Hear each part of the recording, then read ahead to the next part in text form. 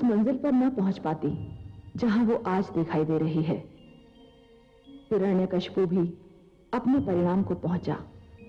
भगवान श्री विष्णु ने उसे काफी छूट दी, और जब वो अपने अहंकार और अत्याचार की सीमा पार कर गया तो उसके साथ वही किया जो पाप के साथ किया जाना चाहिए था। हिरण्यकशिपु का अंत प्रहलाद के कष्ट का अंत अवश्य था, परंतु क्या ये उसकी परीक्षाओं का भी अंत सिद्ध होगा? वो हिरण्यकशिपु का पुत्र है, पर उसे यह भी पता है कि आह्लाद उसका भ्राता है, और प्रहलाद जैसे न्यायप्रिय और सत्यवादी के लिए यह कैसे संभव है कि वो इस सत्य की अनदेखी कर दे कि बड़े भाई के होते छोटे भाई को उत्तराधिकार का अधिकार नहीं। देखना यह है कि स्वयं आह्लाद ने अपने अनुभव से क्या सीखा है। असंभव अनुज, असंभव। ये हो ही नहीं सकता। मुझे खेद है, मैं तुम्हारी इच्छा को ठुकरा रहा हूं, परंतु इसका मुझे हर्ष भी हो रहा है कि मैं अपनी अंतरात्मा की पुकार को सुन रहा हूं। असुरलोक के सिंहासन पर तुम ही बैठोगे, असुरलोक के सम्राट तुम ही बनोगे अनुज। भ्राताश्री, आप मेरे ज्येष्ठ भ्राता है, पिताश्री की ज्येष्ठ पुत्र है। परंपरा यही है कि राजा की मृत्यु के उपरांत उसका ज्येष्ठ पुत्र ही उसका स्थान लेता है। मुझे तो ज्ञात ही नहीं था कि मैं असुरलोक सम्राट का पुत्र हूँ। मैं तो यह समझता रहा कि मैं कामरूप नरेश का पुत्र हूँ। परंतु पुत्र, अब तो तुम्हें ये ज्ञात हो चुका है कि तुम ही मेरे ज्येष्ठ पुत्र हो, और पुत्र प्रहलाद के ज्येष्ठ भ्राता भी। अब तो तुम ही इस परिवार के बड़े हो। बड़ा आयु से नहीं, बुद्धि से होता है, और मेरा अनुज बुद्धि में मुझसे आगे है, मुझसे महान है। मैं केवल इतना जानता हूँ कि आप मेरे ज्येष्ठ भ्राता हैं, और ज्येष्ठ भ्राता के रहते छोटे भाई को युवराज बनने का अधिकार नहीं। तुम्हारा ज्येष्ठ भ्राता तो उसी दिन मर गया था जिस दिन उसे काले विषैले नाग ने डस लिया था। उसके मृत शरीर से जो जीवित शरीर उठा था, वो तो तुम्हारे अनुयायी का, तुम्हारे श्रद्धालु का शरीर था, तुम्हारे ज्येष्ठ भ्राता का शरीर नहीं अनुज। परंतु पुत्र। नहीं माताश्री, ये एक ऐसा सत्य है जिसमें किंतु और परंतु के लिए कोई स्थान नहीं। सिंहासन के उत्तराधिकारी का चुनाव आयु नहीं, योग्यता के आधार पर होना चाहिए। भ्राताश्री, असुरलोक की परंपरा निभाना भी हमारा धर्म है। परंपराएं हम बनाते हैं, यदि हम ही इन्हें बनाते हैं तो हम इन्हें तोड़ भी सकते हैं। यदि असुर लोक वासियों ने यह परंपरा बनाई है तो लो, आज एक असुर उसे तोड़ भी रहा है। यदि तुम्हारा यही हट है कि मैं तुम्हारा ज्येष्ठ भ्राता हूं, तो सुनो, मैं तुम्हें आदेश देता हूं, असुरलोक के सिंहासन पे विराजमान हो जाओ, असुरलोक का राजपाट संभालो। पुत्र, यह नहीं मानेगा। राज सिंहासन सोना नहीं रहना चाहिए। यदि पुत्र आह्लाद की यही इच्छा है तो जाओ और तुम ही मुकुट धारण करो। अब प्रजा अपने नए सम्राट को देखने के लिए व्याकुल हो रही है। इसे मेरा भी आदेश समझो पुत्र।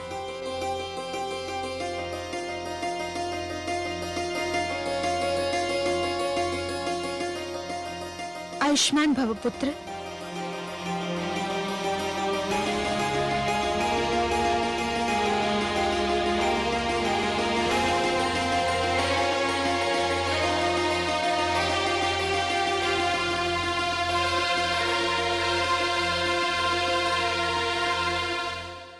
मैं मां हूं, धरती मां।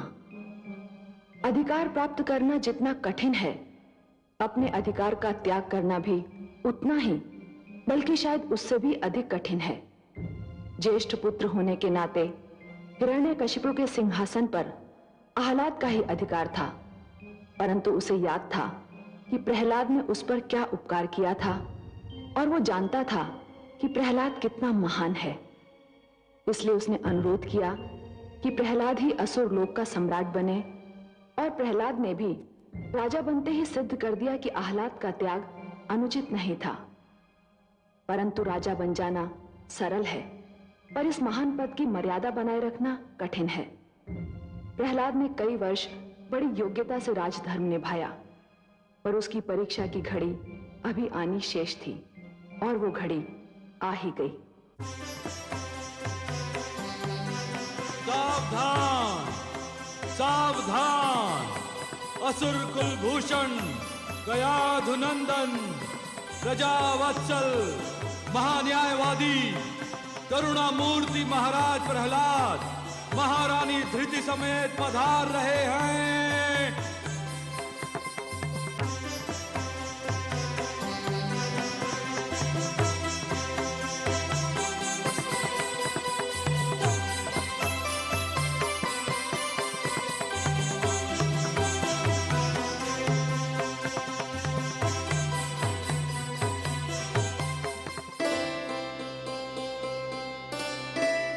प्रणाम करता हूं भ्राताश्री। आयुष्मान भव। प्रणाम भ्राताश्री। सौभाग्यवती भव।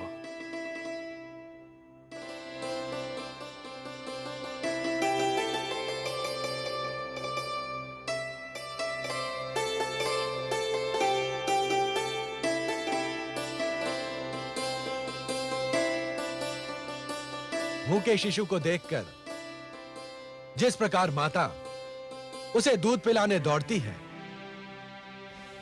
सूखे पेड़ पौधों को देखकर माली जिस प्रकार जल लेकर दौड़ता है, उसी प्रकार यदि प्रजा के कष्टों का समाचार सुनकर राजा न दौड़ पड़े तो उसके राजा होने पर धिक्कार है।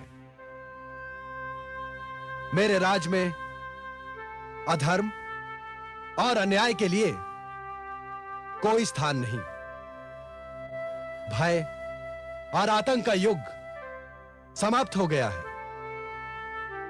मेरे राज में राजनीति का धर्म होगा,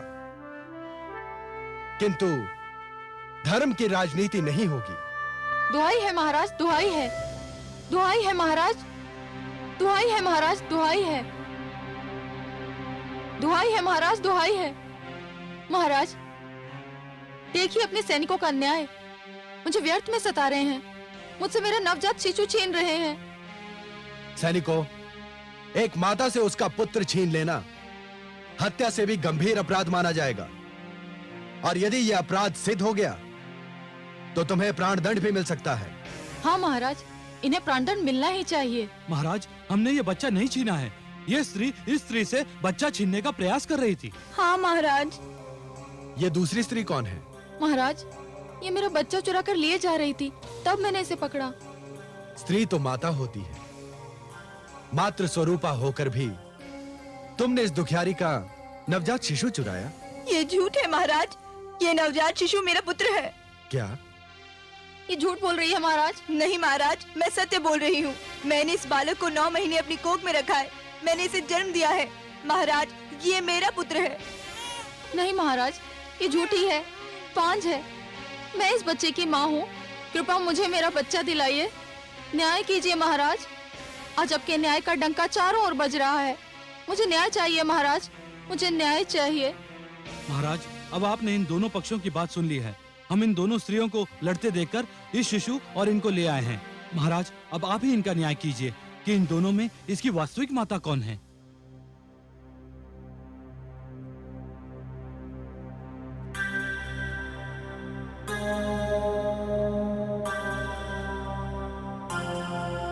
मौन क्यों धारण कर लिया महाराज? न्याय करने में विलंब क्यों?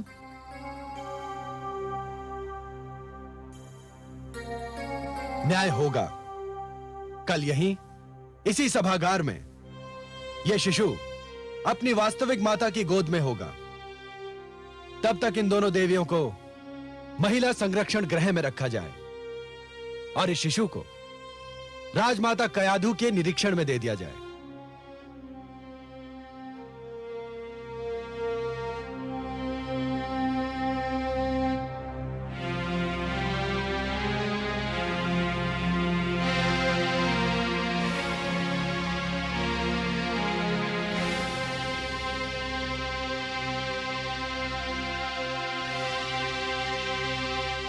माते,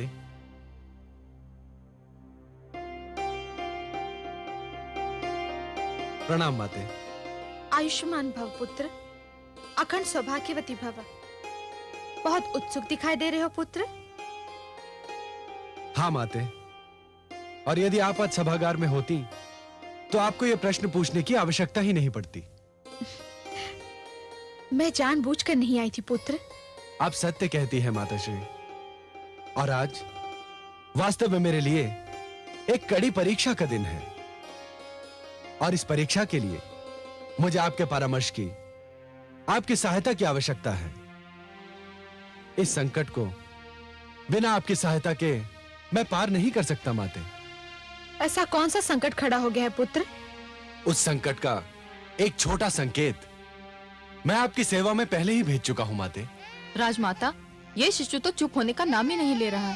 जब से आया है निरंतर रोए जा रहा है। यही तो है मेरा संकट माते, यही है मेरी परीक्षा। क्या समस्या है पुत्र? समस्या यह है माते कि इस शिशु के साथ 2 स्त्रियां आई हैं, और प्रत्येक का कहना है कि वही इसकी माता है। अब ये शिशु स्वयं तो बता नहीं सकता कि इसकी माता कौन है, और मैं भी ये निर्णय लेने में असमर्थ हूं कि उन दोनों में से कौन सच बोल रही है और कौन झूठ। यह तो बहुत सरल निर्णय है पुत्र। शिशु की भूख वास्तविकता का निर्णय कर देगी। इस शिशु को दोनों स्त्रियों के पास भेज दो। जो इसको अपना दूध पिलाकर शांत कर देगी वही उसकी माता हो। आपका परामर्श बहुत उत्तम है माते, परंतु जब आपने ही यह परामर्श दिया है तो मेरी विनती है कि शिशु को उन दोनों स्त्रियों के पास भी आप ही ले जाएं और देखें कि उन दोनों में से कौन इसे दूध पिलाती है। फिर तो यह निर्णय आप स्वयं कर देंगी कि शिशु की माता कौन है। असुर लोक सम्राट की यही सहायता करके मुझे प्रसन्नता होगी।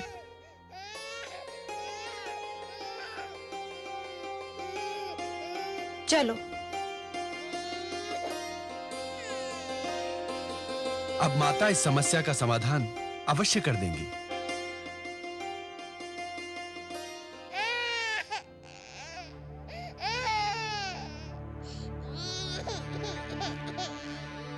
क्या हुआ? क्या हुआ? चुप हो जा मेरे लाल, चुप हो जा मेरे चंदा। शिशु भूख से व्याकुल है। न जाने कब से उसे दूध नहीं मिला। यदि तुम इसकी माता हो तो फिर उसे दूध पिलाकर शांत करो ना। हाँ महारानी, अवश्य। मेरा लाल भूख से बिलख रहा है।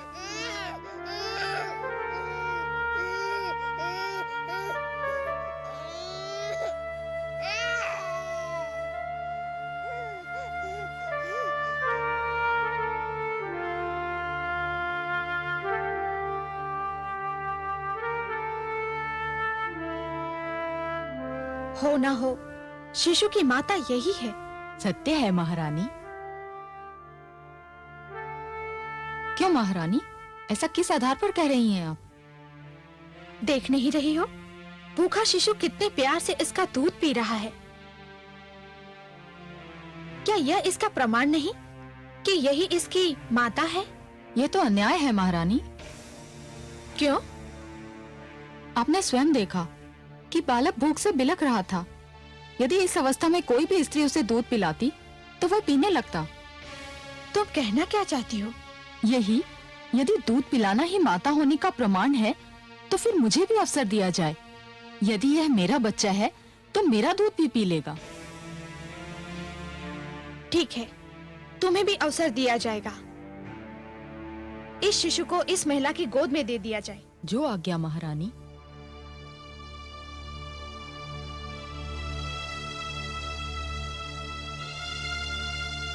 लाओ, शिशु मुझे दे दो।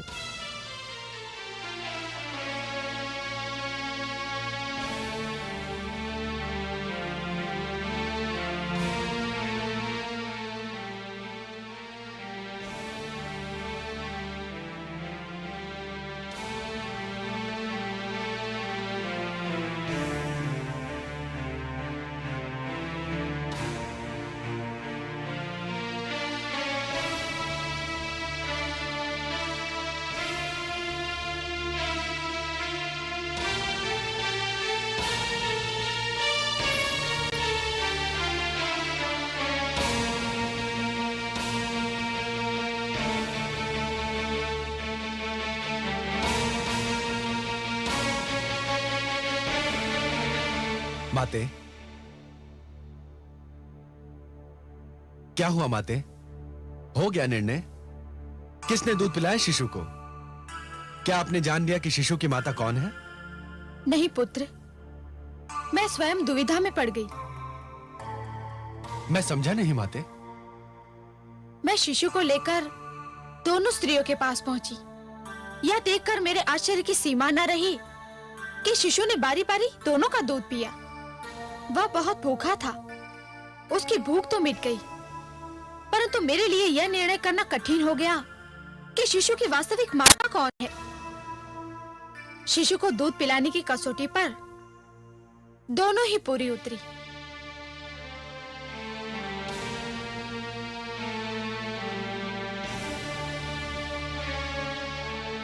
यदि मेरे विष्णु मेरी परीक्षा इसी प्रकार लेना चाहते हैं तो यही सही। लगता है मेरे पुत्र की परीक्षा की श्रृंखला कभी समाप्त ही नहीं होगी। बेचारा उस समय से परीक्षा दे रहा है जब से माता के गर्भ में आया था, और उसी समय से हर तपस्या में वो सफल भी हो रहा है। जन्म से मृत्यु तक परीक्षाओं से जूझना ही तो जीवन का सौंदर्य है महादेवी। जीवन के हर क्षण अपने अस्तित्व का प्रमाण देने के लिए परीक्षाएं तो देनी ही पड़ती हैं। महादेवी, यदि परीक्षाएं ना हो तो जीवन सपाट और नीरस बन जाए। परंतु इस समय वो ऐसी परीक्षा दे रहा है जो उसके ज्ञान क्षेत्र से बाहर है। कहा तो स्त्री होकर नहीं पहचान पाई कि शिशु को दूध पिलाने वाली दो स्त्रियों में से वास्तविक माता कौन है। मेरा पुत्र तो पुरुष है, वो ये कैसे पहचान पाएगा? यही तो ज्ञान की कसौटी है महादेवी। एक ज्ञानी व्यक्ति वही होता है जो यदि किसी प्रश्न का उत्तर नहीं जानता तो चहुओर देखता है, दूसरों के अनुभवों से और दूसरों की चिंतन शक्ति से ज्ञान जुटाने का प्रयास करता है। हे महादेवी, जिस प्रकार एक दीपक दूसरा दीपक जला सकता है, उसी प्रकार दूसरों के ज्ञान और अनुभवों से और दूसरों की चिंतन शक्ति से स्वयं अपना ज्ञान भी तो बढ़ाया जा सकता है, और एक राजा के लिए यह नितांत आवश्यक है। मुझे तो उलझन हो रही है कमल नयन। महादेवी, आप प्रहलाद की चिंतन शक्ति पर विश्वास कीजिए। देखिए तो सही कि प्रहलाद में इन परिस्थितियों से निपटने की कितनी क्षमता है।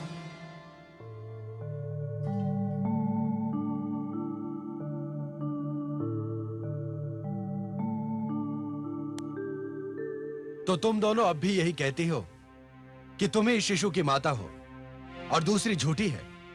मैं इस स्त्री के विषय में नहीं जानती, पर ये शिशु मेरा पुत्र है। ये स्त्री झूठी है। और तुम क्या कहती हो? महाराज, ये दुर्भाग्य है कि एक माता को अपना मातृत्व सिद्ध करना पड़े, पर मैंने इस शिशु को जन्म दिया है। महाराज, मेरी समझ में नहीं आ रहा कि निर्णय करने में देर क्यों हो रही है। राजमाता स्वयं देख चुकी हैं कि शिशु ने मेरा दूध पिया था। अब और अधिक प्रमाण की क्या आवश्यकता है? स्त्री, शिशु ने दूध इसका भी पिया था। आप स्वयं माता है महारानी, अब तो जानती हैं कि भूख में शिशु की क्या दशा होती है। शिशु न जाने कब से भूखा था, इसलिए हम दोनों का दूध पी गए। सभी सभासद ध्यान दें। इस विवाद का अंत अब हो ही जाना चाहिए। न्याय में विलंब अन्याय होता है। इस विवाद को हर ढंग से जांचने के उपरांत मैं इस निष्कर्ष पर पहुंचा हूं कि यह निर्णय करना कठिन ही नहीं, असंभव है कि इन दो नारियों में इस शिशु की वास्तविक माता कौन है और यह शिशु किसको दिया जाए। अब केवल एक ही उपाय रह गया है। सेनापति, आज्ञा सुलोक सम्राट। वधिक को बुलाया जाए।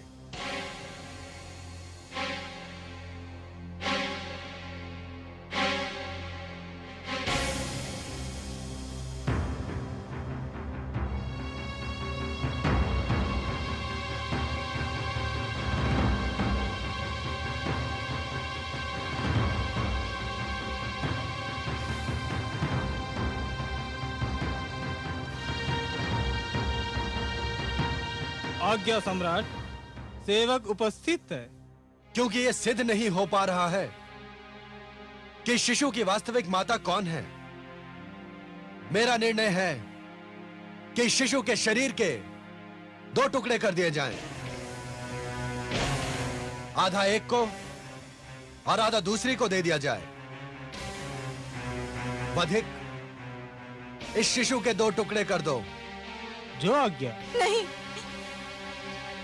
लाओ शिशु। नहीं नहीं नहीं नहीं महाराज, नहीं, इस शिशु के 2 टुकड़े न कीजिए। ये शिशु इस स्त्री को ही दे दीजिए। मुझे नहीं चाहिए शिशु। मैं आपके हाथ जोड़ती हूँ, इस शिशु को इसे ही दे दीजिए। देख लिया महाराज, सत्य सामने आ ही गया। मैं ना कहती थी यह शिशु मेरा है, इसकी माँ मैं हूँ। यह स्त्री तो झूठी है। झूठी वो नहीं, झूठी तुम हो।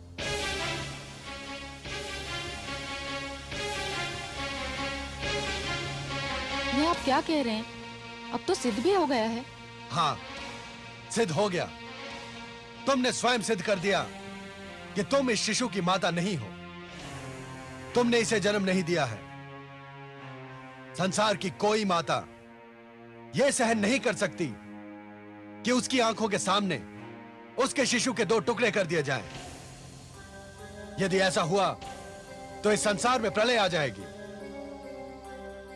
जिसने जन्म दिया हो वो तो अपने शिशु की हत्या पर धरती आकाश एक कर देगी। जब इस महिला ने रोकर कहा कि शिशु के 2 टुकड़े न किए जाएं, उसी समय सभी की अंतरात्मा पुकार उठी। मां न होती तो इस दुष्टा की भांति इस शिशु का 1 टुकड़ा लेकर संतोष कर लेती, चुप बैठ जाती।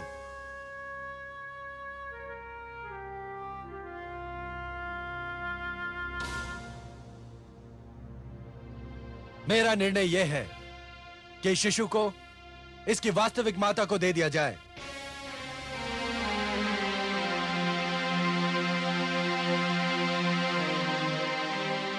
और इस झूठी का सिर धड़ से अलग कर दिया जाए।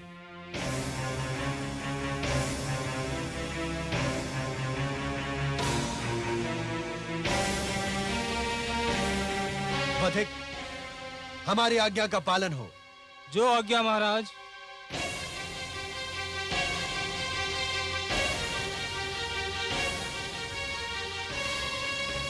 तुम्हारी कोई अंतिम इच्छा हो तो व्यक्त कर दो, पूरी की जाएगी। कोई इच्छा नहीं महाराज, मृत्यु ही मेरी पहली और अंतिम इच्छा थी, सो पूरी हो रही है। क्या कहना चाहती हो तुम? यह बधिक मेरा वध नहीं करेगा तो मेरा पति मेरा वध कर देगा। क्यों? ऐसा कौन सा अपराध किया है तुमने? महारानी, जब मैं गर्भवती थी उसी समय मेरे पति ने मुझे चेतावनी दी थी कि उसे केवल पुत्र चाहिए, पुत्री नहीं।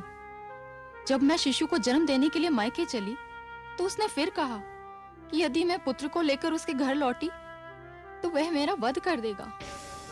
फिर क्या राजमाता, मेरे भाग्य में पुत्री को जन्म देना लिखा था। मैंने कन्या को जन्म दिया। मैं जान गई कि मेरा पति मुझे मार डालेगा। यह अबला मेरी पड़ोसन थी, इसने बालक को जन्म दिया था। मैंने अपनी पुत्री अपनी माता को सौंपी और इसका पुत्र लेकर भागना चाहा। महाराज, इस वधिक को आदेश दीजिए कि मेरी दुखद कहानी का अंत कर दे। अपराधी ये नहीं, वास्तविक अपराधी तो इसका पति है। नहीं देवी, वास्तविक अपराधी ये समाज है जो बालक को कन्या पर प्राथमिकता देता है। वो विचारधारा है जो पुत्र को पुत्री से श्रेष्ठ समझती है। धिक्कार है उस समाज को जो इतना भी नहीं समझता कि यदि कन्याओं को समाप्त किया जाता रहा तो ये संसार और जीवन का अंत हो जाएगा। धिक्कार है उस समाज को जो ये भी नहीं समझता कि आज की कन्या कल की माता है। धिक्कार है उस विचारधारा को जिसे इतना भी ज्ञात नहीं कि नारी संसार के शिखर पर विराजमान है, उसी से संसार बसता है और संसार चलता है। पुत्र और पुत्री में अंतर करने वाले राष्ट्र के विद्रोही हैं, सभ्यता के विद्रोही हैं, धर्म के बैरी हैं। इस दुखियारी महिला को मैं क्षमा प्रदान करता हूं। क्या लाभ महाराज? मेरा पति मुझे कन्या को जन्म देने के कारण जीवित नहीं छोड़ेगा। सेनापति, आज्ञा सम्राट। इस नारी को इसकी पुत्री सहित इसके पति के घर पहुंचाया जाए और इसके पति को हमारी ओर से चेतावनी दी जाए कि यदि उसने अपनी पत्नी या पुत्री को तनिक भी कष्ट पहुंचाया तो उसे बहुत कठोर दंड दिया जाएगा। सम्राट प्रहलाद की, सम्राट प्रहलाद की, सम्राट प्रहलाद की। आज तो चमत्कार हो गया कमल नयन। आपने सच कहा था। प्रहलाद ने पुत्रवधू धृति की प्रतिक्रिया को कसौटी बनाकर उचित निर्णय दिया। महादेवी, किसी भी व्यक्ति को तैरना तभी आ जाता है जब वो जल में गिर जाता है। आपके पुत्र प्रहलाद ने भी विकट परिस्थितियों का सामना किया, तभी उसका विवेक जागा। जिस प्रकार कुंदन बनने के लिए सोने को पहले अग्नि में तपना पड़ता है, उसी प्रकार किसी भी व्यक्ति को अपनी भीतर की क्षमताओं को जानने के लिए परीक्षा की अग्नि में तपना पड़ता है महादेवी। परंतु मुझे तो आश्चर्य हो रहा था कि प्रहलाद जैसे कोमल स्वभाव और करुणा भरा हृदय रखने वाले ने मृत्युदंड दे कैसे दिया, और वो भी एक नारी को। इसका सारा श्रेय तो दैत्य गुरु शुक्राचार्य को जाता है महादेवी, और इसी से उनका अस्तित्व भी सिद्ध होता है। मैंने आपसे कहा था ना कि दैत्य गुरु शुक्राचार्य बाहर से दिखने में कितने ही स्वार्थी और दुर्गुणी क्यों न दिखाई दें, परंतु भीतर से ज्ञान का भंडार है। नीति शास्त्र में आज भी उनके समक्ष कोई नहीं ठहर सकता। यह तो उन्हीं की शिक्षा का फल है महादेवी, जो आपका पुत्र प्रहलाद राजा का दायित्व निभा पाया। परंतु मेरी चिंता कुछ और है महादेवी। आपकी चिंता? भला आपको क्या चिंता है? महादेवी, जिस प्रकार एक कृषक लहराते हुए खेत को देखकर प्रसन्न तो हो जाता है, परंतु उसके मन में एक आशंका रहती है कि क्या अगले वर्ष भी खेती यूं ही लहराएगी या सूखी रह जाएगी। मेरे मन में भी यही आशंका है महादेवी कि प्रहलाद की बनाई हुई परंपरा उसकी अगली पीढ़ियों तक बनी रहेगी या नहीं। हाँ, मेरा पौत्र विरोचन अब युवा होने वाला है। देखते हैं वो अपने पिता से कौन से गुण प्राप्त करता है। हाँ महादेवी, प्रहलाद की एक परीक्षा यह भी होगी कि जिन आसुरी प्रवृत्तियों को उसने बदल दिया, क्या वो उन्हें दोबारा उभरने से रोक पाता है? क्योंकि पुत्र मोह संसार की सबसे कठिन परीक्षा है। मां हूं, धरती मां। भगवान श्री विष्णु ने जब माता लक्ष्मी से कहा कि यदि नई पीढ़ी को पिछली पीढ़ी के यश संभालने के लिए स्वयं भी उन परंपराओं का पालन करना पड़ता है जिनके कारण पिछली पीढ़ी को यश प्राप्त हुआ था, तो मैं समझ गई कि प्रहलाद की कथा में कोई नया और रोमांचक मोड़ आने वाला है, जिसका संबंध उसके पुत्र से है। महाराज बनने के उपरांत प्रहलाद की न्यायप्रियता की धाक बैठ चुकी थी। हर ओर उसके न्याय की चर्चा थी। महारानी धृति ने उसे 3 सुंदर पुत्र दिए, जिनमें सबसे बड़ा पुत्र विरोचन था।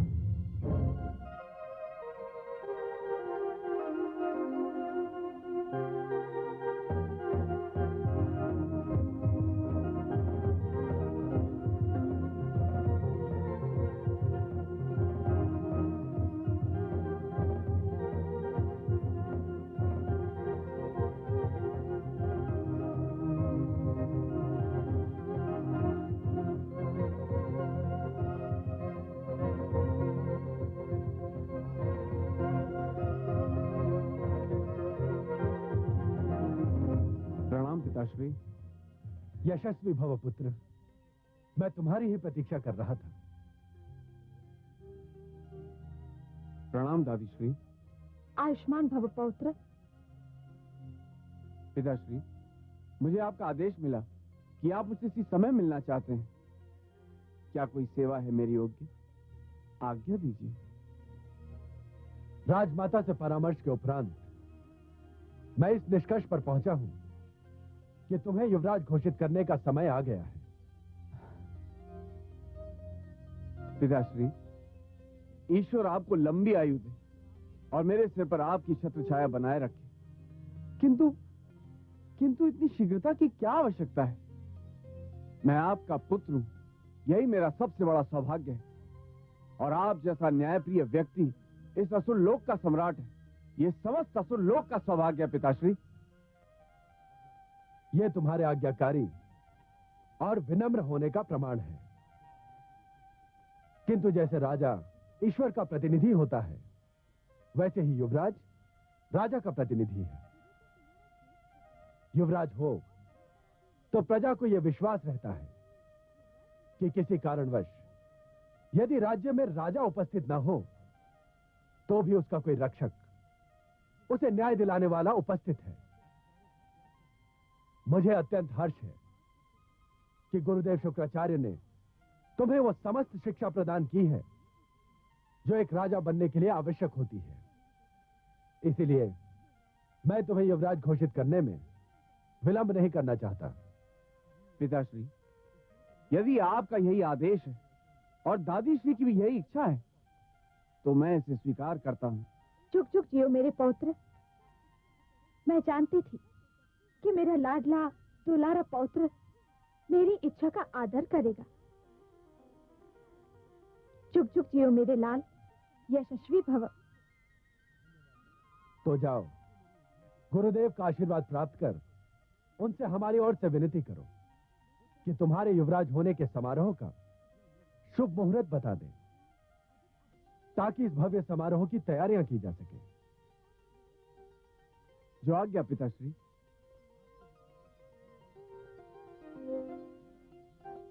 धृति शुभ समाचार को सुनकर अत्यंत प्रसन्न होगी माते। अवश्य पुत्र। आइए माते।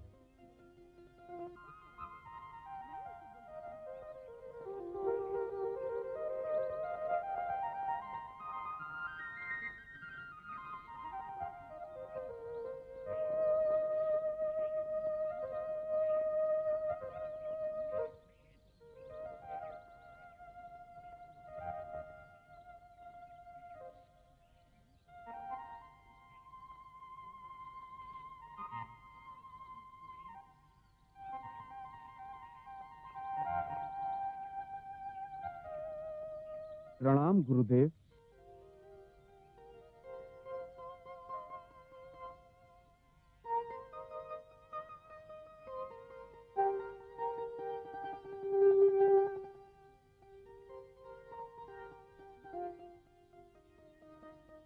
यशस्वी भव, तेजस्वी भव। कोई विशेष समाचार लाए हो शिष्य? जी हाँ गुरुदेव, पिताश्री महाराज प्रहलाद ने मुझे युवराज घोषित करने की इच्छा व्यक्त की है। ये तो बहुत शुभ समाचार है शिष्य। अवश्य अब तुम युवराज पद ग्रहण करने के योग्य हो चुके हो। तुमने बहुत थोड़े समय में युद्ध शास्त्र और राजनीति में निपुणता प्राप्त कर ली है। ये सब आपके चरणों की देन है गुरुदेव। राजपुत्र युवराज का अंतर जानते हो शिष्य? इसका ज्ञान भी आप ही मुझे दे सकते हैं। राजपुत्र केवल राजा के अधिकारों की छत्र छाया में रहता है। युवराज के अपने अधिकार होते हैं। राजपुत्र कोई अधिकार राजा की इच्छा के बिना प्रयोग नहीं कर सकता, परंतु युवराज अपने अधिकारों को अपनी इच्छा अनुसार प्रयोग कर सकता है। युवराज बनते ही तुम्हें स्वयं को सामान्य से अलग, सामान्य से श्रेष्ठ सिद्ध करना होगा। स्मरण रहे, राजा लगना भी राजा होने की क्रिया का प्रधान अंग होता है। युवराज के निर्णय उसके अपने होते हैं, अपने बल पर होते हैं, अपनी शक्ति का प्रतीक होते हैं। मेरी शक्ति का स्रोत आप हैं गुरुदेव। मुझे जो भी शक्ति मिली है आप ही से मिली। हाँ शिष्य, मैंने तुमको वो सारी शक्ति दे दी है, वो समस्त ज्ञान दे दिया है जो मैंने अपने पुत्रों षंड और अमर को देने का निश्चय किया था। वे दोनों मुझे छोड़कर चले गए। अब तुम ही मेरे शिष्य भी हो और पुत्र भी। मैं आपका आभारी हूं गुरुदेव। शिष्य विरोचन, युवराज राज का स्तंभ होता है, राजा के उपरांत ही नहीं, राजा के साथ ही युवराज पर राज का बोझ होता है। मेरी इच्छा है कि जितना शीघ्र संभव हो तुम प्रहलाद के कंधों का बोझ अपने शक्तिशाली कंधों पर ले लो। जाओ, मैं शुभ मुहूर्त निकालकर स्वयं महाराज प्रहलाद के पास जाऊंगा। जो आज्ञा गुरुदेव।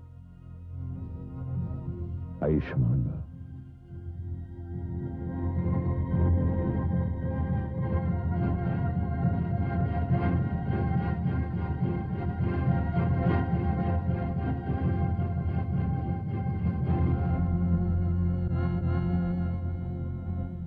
विष्णु, तुम्हारे भक्त प्रहलाद ने मुझसे मेरे पुत्र तो छीन लिए, पर उसे ज्ञात नहीं कि मैं अपनी हार तो स्वीकार कर सकता हूं, पर उसे भूल नहीं सकता। तुम देखना कि विरोचन अपने अधिकारों का प्रयोग किस प्रकार करता है। प्रहलाद ने जिस प्रकार मेरे पुत्रों से मुझे पराजित करवाया, ठीक उसी प्रकार अब मैं भी उसी के पुत्रों से उसे पराजित करूंगा। इसके लिए मैंने 30 वर्षों तक प्रतीक्षा की है। सो लग रही थी हृदय में बदले की जो आग, अवसर ने जब दी हवा, आग उठी वो जाग। दैत्यों की गुरुदेव ने हरि को दी ललकार, बदल सकेंगे जीत में क्या वे अपनी हार, क्या वे अपनी हार। जो सुनेगा ये पुराण पाएगा सुख और ज्ञान, पाएगा सुख और ज्ञान। कर्म को ही धर्म जान, प्रेम की तू छेड़तान, प्रेम की तू छेड़तान। बीते युग बता रहे हैं, बीते युग बता रहे हैं, सत्य पथ पे चल सुजान।